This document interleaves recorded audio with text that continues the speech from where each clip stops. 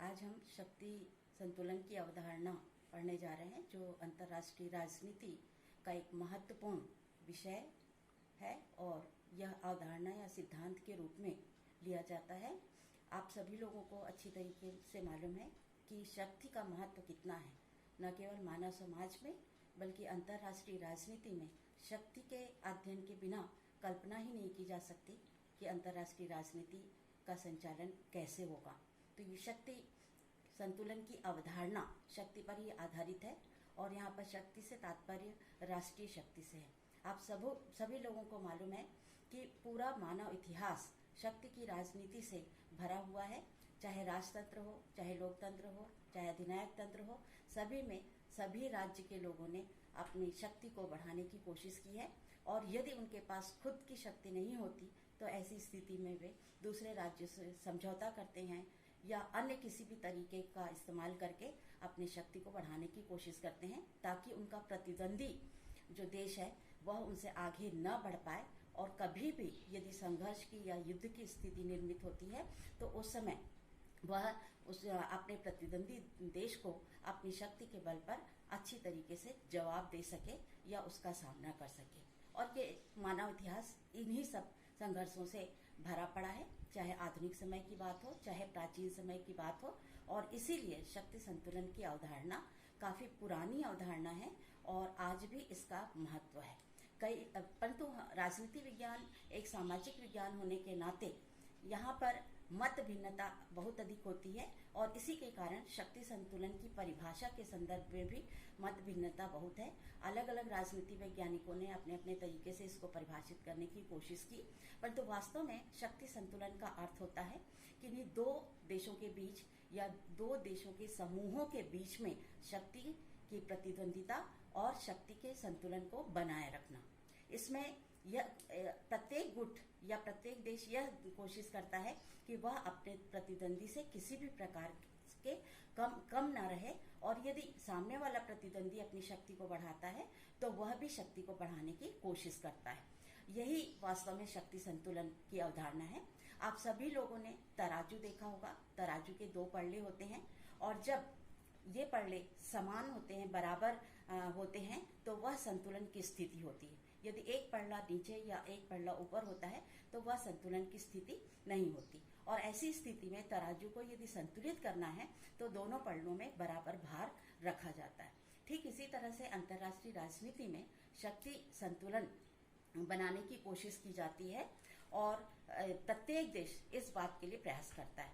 इसके पीछे महत्वपूर्ण कारण यह है कि प्रत्येक देश अपने राष्ट्रीय हितों की पूर्ति करना चाहता है और उसके राष्ट्रीय हितों के को यदि कोई नुकसान पहुंचाता है तो वह शक्ति के आधार पर ही अपने राष्ट्रीय हितों को प्राप्त करता है या राष्ट्रीय हितों की रक्षा करता है। और इसीलिए प्रत्येक राज्य को अपनी राष्ट्रीय शक्ति को बढ़ाना आवश्यक होता है। यदि उसके पास स्वयं की अपनी शक्ति बहुत ज्यादा नहीं होती है तो ऐसी स्थिति में वह दूसरों से समझौता करता है, दूसरों से संधि करता है और उसके बाद वो अपनी शक्ति संतुलन स्थापित करने की कोशिश करता है।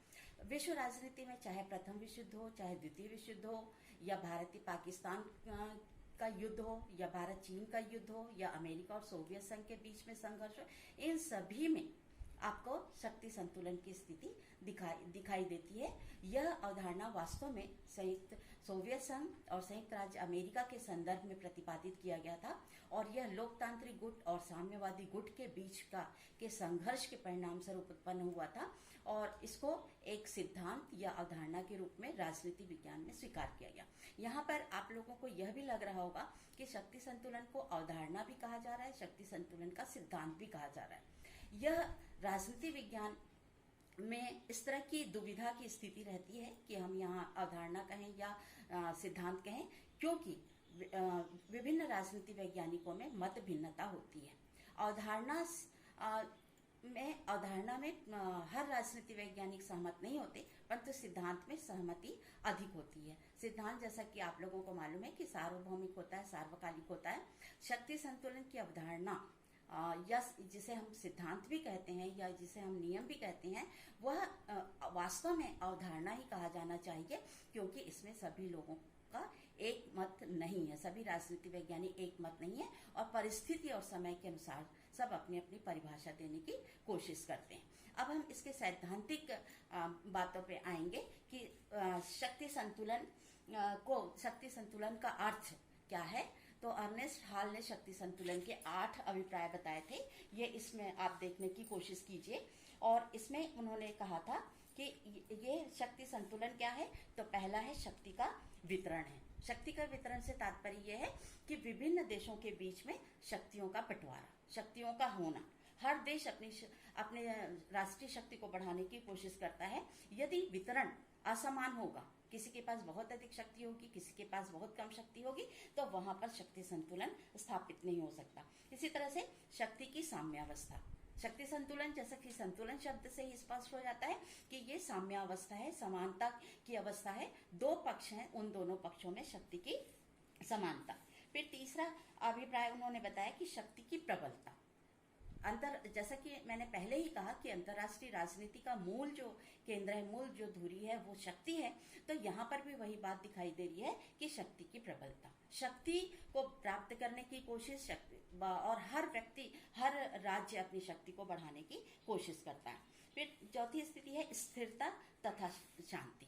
इसका अभिप्राय ये है कि शक्ति संतुलन यदि स्थापित होगा तो उससे स्थायित्व, अंतर्राष्ट्रीय राजनीति में, विश्व राजनीति में स्थायित्व आ सकता है और शांति की स्थापना हो सकती है। इसी तरह से कुछ राजनीति वैज्ञानिकों ने इसे अस्थिरता और युद्ध के रूप में भी स्वीकार किया है कि यदि शक्ति संतुलन होता है, शक्तियां बढ़ती हैं, और जिस देश के पास यदि शक्ति रहेगी तो वह शक्ति को प्रदर्शित करने की कोशिश करेगा, और ऐसी स्थिति में यहाँ पर अस्थिरता तथा युद्ध की संभावना बढ़ जाती है। अंतर्राष्ट्रीय राजनीति का इतिहास इससे भरा पड़ा हुआ है, जैसे कि हिटलर, मुसोलिनी, सब आप लोग जानते होंगे इन लोगों की स्थिति किस तरह से रही है। शक्ति की वृद्धि हमेशा अस्थिरता तथा युद्ध को जन्म देती है। शक्ति की राजनीति, ये पहले से ही चर्चा हो चुकी है कि राजनीति का केंद्र शक्ति होता है। तो प्रत्येक देश शक्ति की राजनीति करता है, चाहे किसी भी प्रकार का समझौता करे, संधि करे, बातचीत करे, इन सभी में शक्ति की राजनीति स्पष्ट रूप से दिखाई देती है। इसी तरह से इसका एक अभिप्राय और लिया गया है कि यह एक सार्वभौमिक सिद्धांत है। अभी थोड़ी देर पहले ही मैंने अवधारणा और सिद्धांत के बारे में बताया। तो अर्नेस्ट हॉल का कहना है कि यह एक सार्वभौमिक सिद्धांत है। सार्वभौमिक सिद्धांत मतलब पूरे विश्व में, पूरी धरती में इस सिद्धांत को माना जाता है, और वास्तव में शक्ति संतुलन स्थापित करने की कोशिश की जाती है। प्रत्येक देश की अपने प्रतिद्वंदी देश से किसी भी प्रकार का से पीछे नहीं रहना चाहता। इसी तरह से कहा गया है कि यह एक व्यवस्था है। व्यवस्था का मतलब कि विभिन्न चीजों का जहाँ जैसा रहना चाहिए, विश्व राजनीति में जिस तरह की स्थिति विभिन्न देशों की रहनी चाहिए वह वहां पर है, और यह एक व्यवस्था, जिसको सिस्टम भी कहा जाता है, एक व्यवस्था के रूप में शक्ति संतुलन की अवधारणा। विभिन्न देशों के बीच में किस तरह की व्यवस्था है, किस तरह का सिस्टम चल रहा है, विभिन्न दो देश या दोनों देशों के अपने अपने गुट, उनकी स्थिति क्या है, वो कहाँ कहाँ पर है, किस तरह की व्यवस्थाएं, ये शक्ति संतुलन की अवधारणा के संदर्भ में स्पष्ट किया गया है। और इसी तरह से शक्ति संतुलन विदेश नीति के नीति निर्माताओं के लिए बहुत ही महत्वपूर्ण है, और इसको मार्गदर्शन करने वाला सिद्धांत है।